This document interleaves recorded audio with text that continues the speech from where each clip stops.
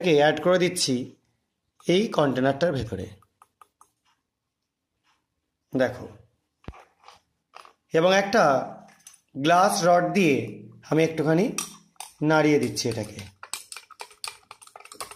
সবাই নিশ্চয়ই দেখতে পাচ্ছ একটা টার্বিডিটি, একটা ঘোলাটে টাইপের ভাব তৈরি হচ্ছে। আবার সেই ঘোলাটে ভাবটা আস্তে আস্তে ক্লিয়ার হয়ে গিয়ে খুব সুন্দর একটা কালারেশন তোমরা দেখতে পাচ্ছ, রেডিশ পিঙ্ক কালারেশন।